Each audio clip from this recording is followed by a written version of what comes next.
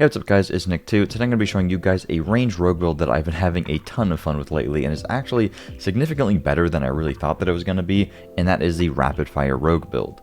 A ton of you guys have been asking me lately to upload a ranged rogue build, so I'm going to be uploading this rapid fire one, and I think I'm going to work on Barrage today on stream. Follow me on Twitch if you haven't already. But if you're looking for a brand new playstyle that isn't melee and you really just want to play a ranged character, this build is absolutely perfect for you. It has a lot of really good things going for it. The AoE clear is insane, but you also can do a pretty significant amount of boss damage, and overall it's just a ton of fun, and it brings a lot of freshness to playing rogue with a completely different playstyle that is still very powerful. And hopefully over time this build will just get even better, because I'm pretty sure a lot of these range skills are going to get buffed. So it's good to have this build in your back pocket. If you guys are interested in an updated version of my Shadow Rogue build, please let me know down in the comments so that I can gauge if you guys actually would like a video on that. As always, the entirety of the build will be posted over on my website, so make sure to check that out if you want to be able to quickly reference the skill points, legendaries, Paragon Board, best stats on all of your pieces of gear. Make sure to check that out. Also, subscribe if you haven't already. I would love it. Thank you very much. I'm going to be posting a ton of more rogue builds, but also just builds for all of the characters, so if you haven't already, definitely make sure to subscribe so you don't miss out on any of that. Starting off with all the skills here. With rapid fire, one of the benefits is you don't actually have to use a basic skill anymore, because rapid fire basically refunds itself with one of its modifiers, where you gain energy per cast of rapid fire when it damages a vulnerable enemy, but you're constantly damaging vulnerable enemies, so basically we don't really have to worry about our energy anymore, which frees up a skill slot. For me, I included Poison Trap with that skill slot in addition to everything else, which we'll talk more about in a second. The main reason for Poison Trap, though, is because Puncture is what applies vulnerable on single target, right? When we're doing AoE, we have one of our glyphs, which we'll talk about when we get to the Paragon Board, but one of our glyphs pretty much applies vulnerable for free, but when we're fighting a boss, we need that extra vulnerable application, which is usually in the form of Puncture. But if you swap that out, then you can take advantage of Poison Trap, a lot of trap stuff, and then Poison Trap is actually going to be our vulnerable application with the legendary blast trappers, so we can very easily apply vulnerable on single target while also having vulnerable up permanently. And we also get a lot from just having Poison Trap. Mainly the crowd control from the knockdown of the Poison Trap is really good, but if you really just hate Poison Trap, you can easily just swap this for Puncture and keep Puncture on for bosses. And then I really just hate not having dash and shadow step on any rogue build. I really love the mobility. It's one of my favorite parts about the class. You could probably swap a mobility thing to like Dark Shot if you want more survivability, but I really think that this just smooths out the playstyle and it just makes it way easier to play. And then we have Shadow Imbuement. Shadow Imbuement is really just so that we can do any amount of AoE. Rapid Fire does a crazy amount of damage, and it also has a lot of additional crit, so its damage against bosses and stuff is perfectly fine. Where it needs a lot of help is with AoE. So we have Shadow Imbuement here so that we apply this. We can apply it via dash or just by using our Rapid Fire to make everything shadow imbued, and then we kill one thing, it blows up, and then the entire screen blows up. This pairs very nicely with Death Trap. You could alternatively use Shadow Clone, but the main downside to this build, like I'm saying, is that its AoE is a little bit lacking, so getting Death Trap is fantastic. You can also get the cooldown on Death Trap very low. I'm missing a ton of cooldown reduction, and mine is at 39 seconds, but it gets further reduced by another 10 when Death Trap kills an enemy, while Shadow Clone has a pretty long cooldown, but it does have pretty decent uptime. You can further reduce the cooldown on Death Trap with your gear and other stuff, which I don't even have on at the moment. But we pair this with Preparation. For every 100 energy that we spend, which we spend a lot with Rapid Fire because we basically have infinite because of the extra energy gain, but every 100 energy we spend reduces our ultimate skills cooldown, so we are reducing the cooldown on our Death Trap even further. But the best part about this is that anytime we use our Death Trap, it'll just reset the cooldown on our other skills, which is mainly our Shadow Imbuement, what we care for. So we can go into a fight, we can pop Shadow Imbuement, have it on our next 2 casts, but then we can pop a Death Trap and our Shadow Imbuement is instantly reset. So we can basically have 4 Shadow Imbuments back to back, so we never have to worry about having bad ad clear. And then the cooldown is just going to end up being really low on our Death Trap, and Death Trap just nukes everything. So I think this pairs perfectly for the build.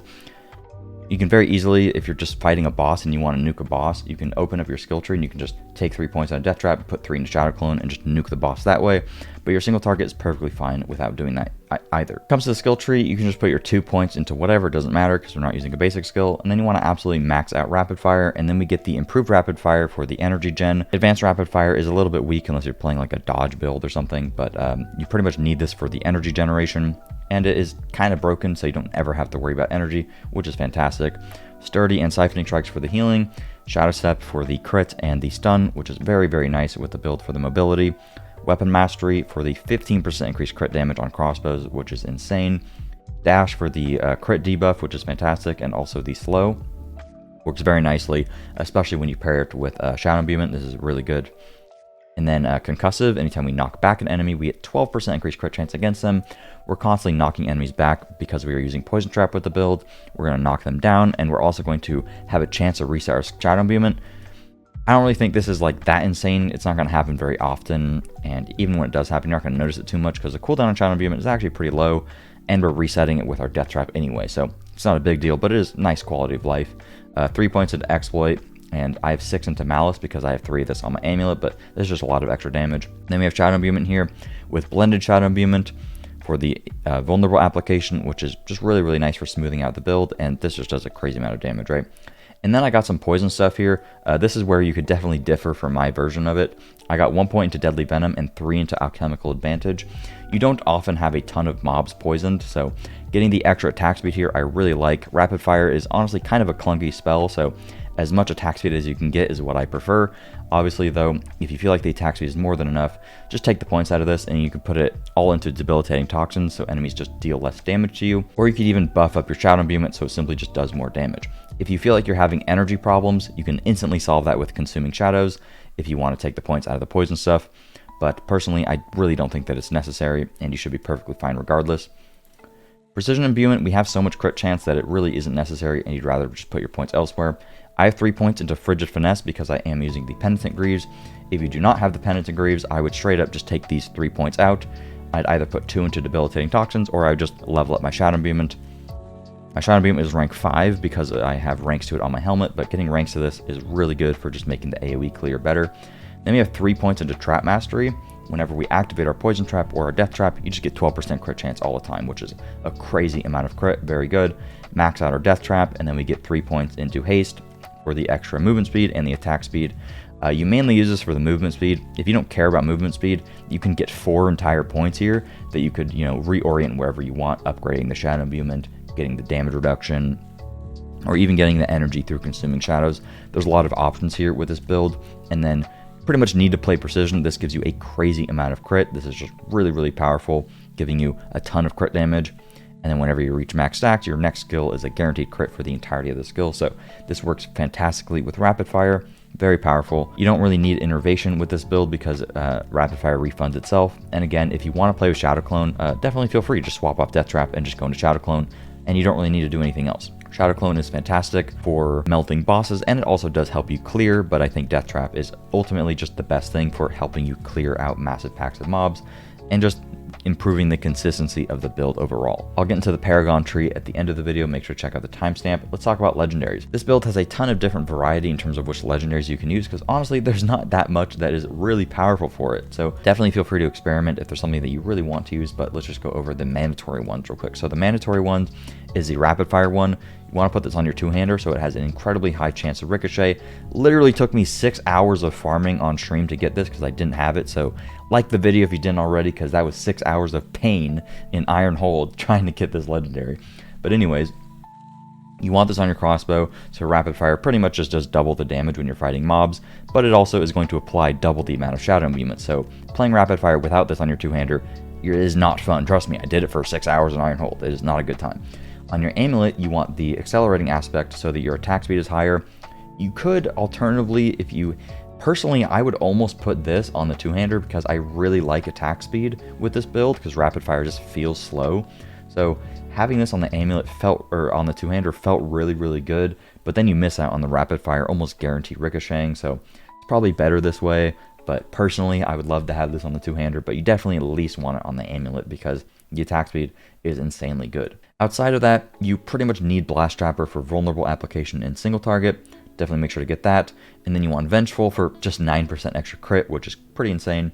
And then you want Corruption, which gives you Imbuement skill effect, just have increased potency. You could definitely take this off. It's pretty much just a buff Shadow Imbuement, which is really nice for just the ad clear. But if there's a different legendary you really want, like if you feel like you're having energy problems, you can put on the one where when you kill a vulnerable enemy, you get energy generation. That one's really good.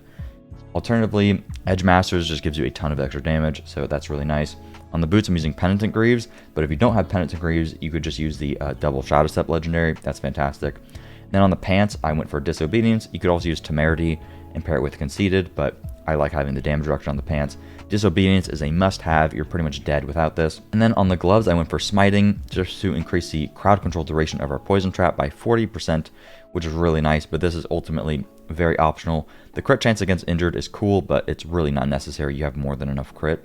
So you're mainly just using this for the crowd control duration with poison trap. But if you're not using poison trap, it's not really going to help you that much, and you could swap this out to something else if you have a preference. Then we have cheats on the chest, so we take 15% less damage from crowd controlled enemies. So anytime we knock down an enemy, or anytime an enemy is chilled with our Penitent Greaves, we take less damage. That's fantastic. And then because we don't have a basic skill, we don't have to use Aspect of Might, we instead swap that with Primal, I don't even know what this is called, Umbrous Primal, I'm not even going to say that. Crits with Marksman skills, we're always critting, have a chance to grant you a free Dark Shroud. The uptime on this is pretty decent. It's not anything insane. You'll often have like, 2 to 3 shadows active at a time, which is just really nice extra survivability. And you don't have to spec into Dark Shroud to get the damage reduction here, so that is quite nice. When it comes to the roles that you want, let's just go over each piece. But again, this will be on the website if you want a priority list that you can easily reference while playing the game. When it comes to the helmet, the most important thing is getting cooldown reduction to reduce the cooldown on your Death Trap and your Shadow Imbuement. That is really great there. And then getting the ranks of Shadow Imbuement is even better. And then you want maximum life. After that, you can get like Dexterity, or I believe you can get total armor %. So that would be what you're looking for, so that you have a good mix of offense and defense. On the chest, it's pretty simple. You want damage reduction first, damage reduction from close second, armor third. After that, you can get like damage reduction from distant. There's a couple other things will be mentioned on the website, but getting straight up damage reduction is the most important thing on the chest. Getting any damage oriented stuff is just pretty weak. You want the survivability stuff on the chest, otherwise you're not going to have a very good time. When it comes to the gloves, mine are not perfect. What the most important thing is on the gloves is getting ranks to rapid fire. After that, you want crit chance. After that, you want trap skill cooldown reduction. I don't have that, but you can get like 14% trap skill cooldown, I think, on the gloves. Maybe like 11%, something like that. That would massively reduce the cooldown on Death Trap. So that is really, really good. And then attack speed is also insane. I have a very low roll on the attack speed. Like I was complaining about, the rapid fire cast is very slow, so getting as much attack speed as possible really feels nice, so definitely would look out for that. At least I do have the extra attack speed after dodging an attack, which isn't worthless, but yeah, gloves are pretty much purely offensive.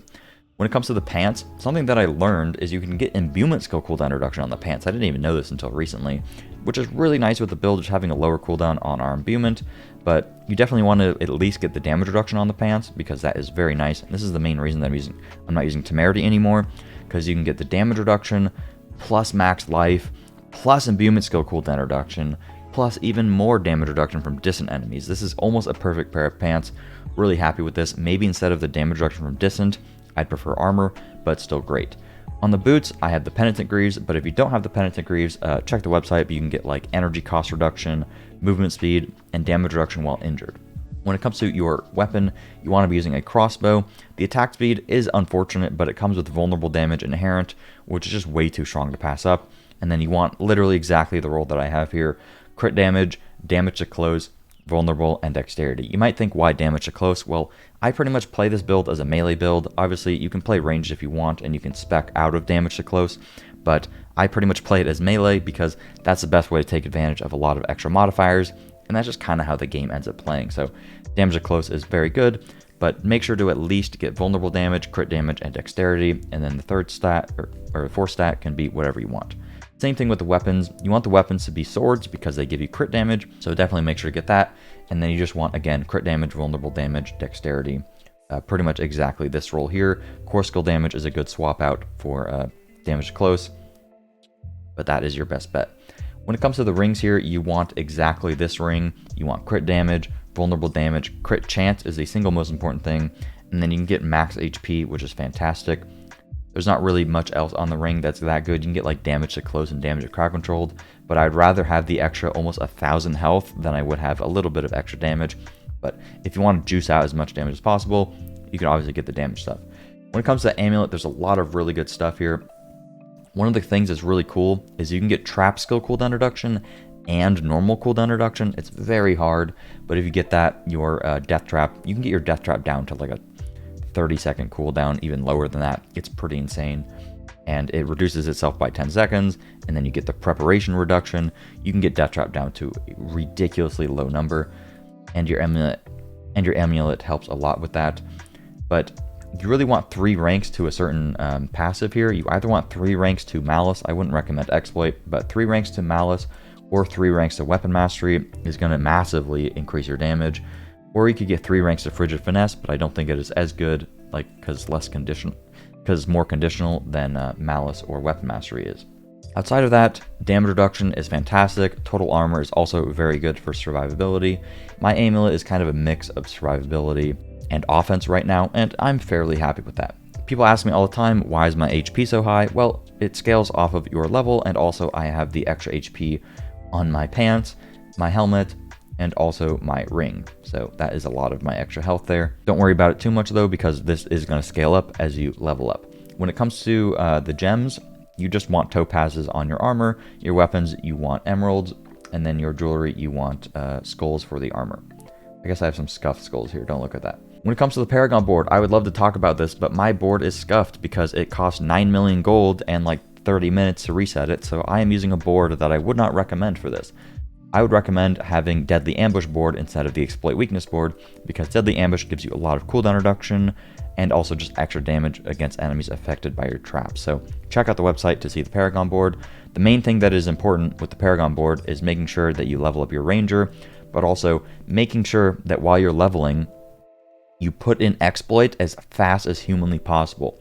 And the way that you can put Exploit in as fast as humanly possible is making sure that your second board is No Witness.